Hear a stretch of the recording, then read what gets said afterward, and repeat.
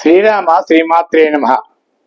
ప్రేక్షక మహాశైలందరికీ కూడా నా హృదయపూర్వకమైనటువంటి శుభాభినందనాలు. నా పేరు ఇప్పిరి నరసింహ శర్మ. గతంలో ఈ ఛానల్ ద్వారా మీకు కొన్ని వీడియోలు చేసి అందించాను. నేను మీకు సుపరిచితుడినే. అయితే జ్యోతిష శాస్త్రంలో ఒక కీలకమైనటువంటి సమాచారం అందరూ తెలుసుకోవాలి. సాధారణంగా మనకు ఒక అపోహ ఉంది, శని బాధ పెట్టేవాడని, గురుడు సర్వశుభాలను ప్రసాదించేవాడని చెప్పేసి మనకి ఒక అభిప్రాయం ఉంది. కానీ నవగ్రహాల్లో ప్రతిదీ కూడా శుభాశుభ మిశ్రమాన్ని ఇస్తాయి. కాబట్టి శని పాడు చేయడం కాదు, మనకి జ్ఞానం కలిగించి మళ్ళీ ఉన్నతమైనటువంటి స్థితి కలిగడానికి తోడ్పడేటువంటి చక్కని దైవం. అలాగే గురుడు కూడా మంచి స్థితిలో ఉన్నట్టయితే సర్వశుభాలను ప్రసాదిస్తాడన్నమాట వాస్తవమే అయినప్పటికీ కొన్ని ప్రభావాల వల్ల గురుడు కూడా గొప్ప అపకారాలు చేస్తాడు. అవి ఏమిటో మనం తెలుసుకోవాలనుకుంటే, నేను లగ్నమందు గురుడు మాత్రం కొంచెం ఇబ్బందికరమైన వాతావరణంలో ప్రతి వారికి ఉంటుంది. కాబట్టి నేను మేష లగ్నం నుంచి మేన లగ్నం వరకు కూడా లగ్నమందు గురుడు నుంచి మళ్ళీ మేనం వరకు ఉండేటి గురు ప్రభావం, మేషం నుంచి మేనం వరకు ఉండేటువంటి గురు ప్రభావాన్ని తెలియజేయాలనే సంకల్పంతో 12 వీడియోలు చేస్తున్నాను. మీరు ఈ ఛానల్ సబ్స్క్రైబ్ చేసి ఒక్కొక్క వీడియో మీరు వినగలిగితే దానిలో అంతరార్థం మీకు తెలుస్తుంది. కాబట్టి మనం కొన్ని ప్రభావాలు తెలుసుకున్నట్లయితే మానసికంగా అశాంతిని కోల్పోయి చక్కగా మన జీవన శైలి సాగుతుందని జ్యోతిష శాస్త్రం చెబుతుంది. తప్పనిసరిగా ఈ వీడియోని మీరు తప్పనిసరి సబ్స్క్రైబ్ చేసి వినండి. నేను దయచేసి ఈ గురు ప్రభావం మనందరి మీద కూడా ఎల్లవేళలా శుభమైనటువంటి వాతావరణంలో ఉండాలని కోరుకుందాం. ఇప్పుడు మీకు మేషం, వృషభం, మిథునం, కర్కాటకం, సింహం వరకు, కన్య వరకు నేను వీడియోలు చేసి చూపించాను. ఇప్పుడు తులారాశిలోని గురుడుంటూ తులా లగ్నం అయినప్పుడు ఆ గురు ప్రభావం ఎలా ఉంటుందో తెలియజేస్తూ, మళ్ళీ 12 రాశుల్లోని కూడా గురు సంచారం తులా లగ్నానికి ఎలా ఉంటుందో కూడా తెలియజేయాలనే సంకల్పంతో నేనున్నాను.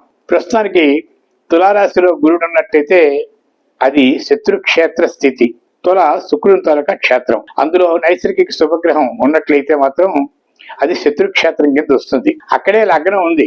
లగ్నంలో గురుడు ఉన్నట్టయితే ఆ గురు మహాదశ, గురు అంతర్దశల్లో మాత్రం కొన్ని రకాల ఇబ్బందులు, మనకి విద్యా ప్రమాణాలు మందగించడం, ఆరోగ్య లోపం, సామాజిక పరివర్తన లేకపోవడం, తర్వాత ఆ గురు మహాదశలోని చాలా ఇబ్బందులు కలిగే అవకాశాలు కూడా కొంతమందికి ఏర్పడతాయి. అయితే ధనహీనం, ఆర్థికపరమైనటువంటి వాతావరణంలో చాలా సమస్యలను ఎదుర్కోవడం, ఇవన్నీ కూడా గురి ప్రభావాలే అన్నది మాత్రం మనం గమనించాలి. అయితే దానికి రెమెడీ ఏంటంటే, మిగతా గ్రహాలన్నీ కూడా సక్రమంగా ఉండేటప్పుడు ఏదైతే దశ తెలుస్తున్నదో ఆ దశలో అంతర్దశ మనకి బలంగా ఉన్నప్పుడు మాత్రం ఈ గురు ప్రభావం తగ్గుతుందని మనం గమనించగలగాలి.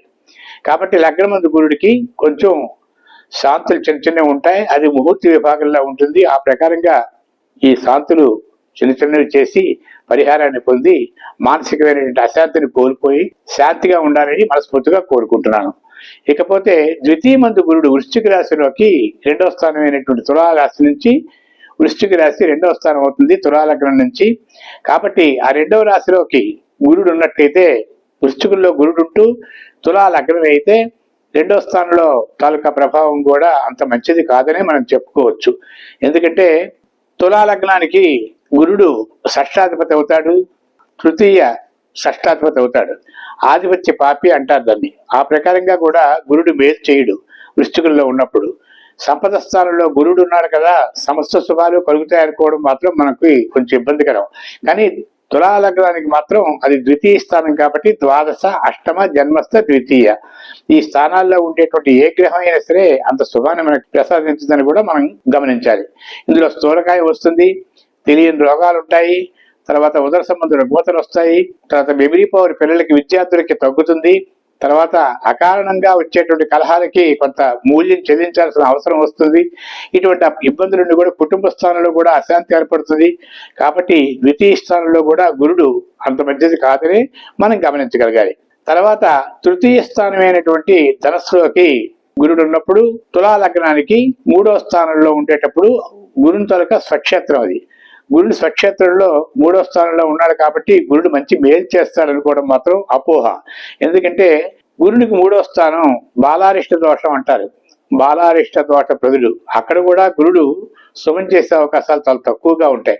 ఎందుకంటే అది మిత్రక్షేత్రం అయినప్పటికీ 3వ స్థానం గురునికి మంచిది కాదు. కాబట్టి అక్కడ కూడా గురు మహాదశ గురు అంతర్దశల్లో మనం జాగ్రత్తగా ఉండవలసిన పరిస్థితి ఏర్పడుతుంది. అక్కడ 60% మాత్రమే గురు తాలూకా ప్రభావం మనకి అనుకూలంగా ఉంటుంది. మిగతా సగం 40% కూడా మనం బాధపడాల్సిన అవసరం వస్తుంది. కాబట్టి విజ్ఞతతో మనం విసురుకోగలగాలి.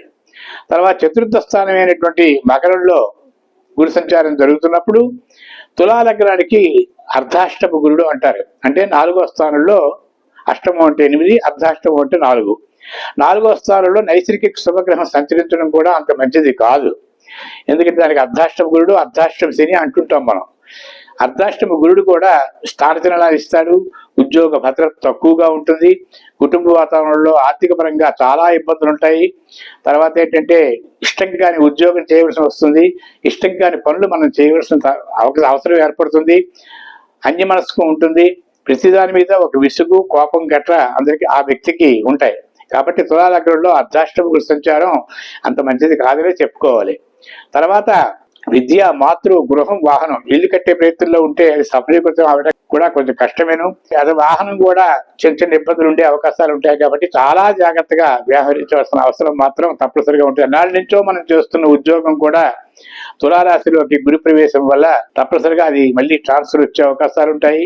కొంతమందికి ఉద్యోగాలు పోయే అవకాశాలు కూడా ఉంటాయి. కాబట్టి గురుని తాలూకా స్థితిని మనం గమనించి దానికి తగినట్టుగా ప్రత్యామ్నాయంగా చిన్న జపదాన హోమాది కార్యక్రమాలు మాత్రం ముహూర్త విభాగంలో ఉన్నట్టుగా మనం జరిపించుకొని శాంతిని పొందాలి. తర్వాత పంచమ స్థానం మకరం అవుతుంది. తులా లగ్నానికి పంచమ స్థానంలో గురుడు ఉన్నట్టయితే అది పుత్రకారకుడు అవుతాడు.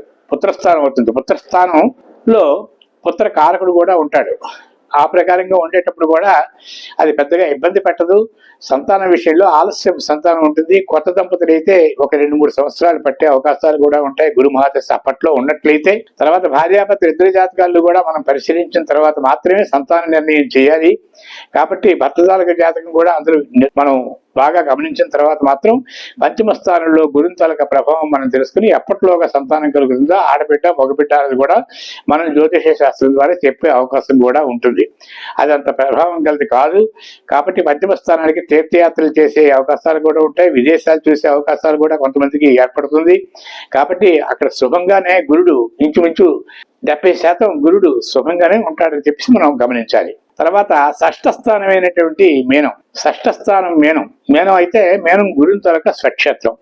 ఆ గురుని స్వక్షేత్రంలో షష్ఠ స్థానంలో గురుడు ఉంటాడు కాబట్టి అది శత్రువులు రుణక్షేత్రం అంటారు.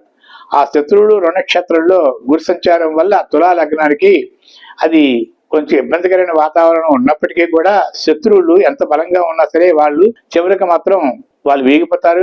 శత్రువులు ఏమీ చేయలేరు.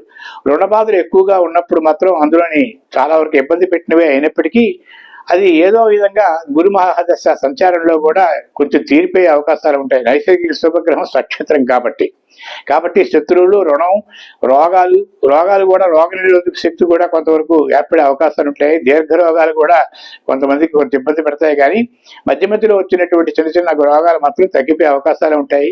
కాబట్టి ఆరోగ్యపరమైన వాతావరణం కూడా కొంతవరకు ఉంటుంది. కాబట్టి షష్ఠ స్థానం గురుడు కూడా గురుని తాలూకా శుభమే మనం గమనించాలి. మిగతా అంతర్దశలు ఉంటాయి. శని, జీవ, మంద, అజ్ఞ, కేతులు, భృగు, ఈన, శశి, కుజ ఇవన్నీ కూడా ఆ అంతర్దశల్లోని బాగున్నట్టయితే మాత్రం ఈ గురుని తాలూకా షష్ఠ స్థాన స్థితి కొంత బలం తగ్గి ఆ వ్యక్తికి మంచి సహాయ సహకారిగా ఉంటుంది.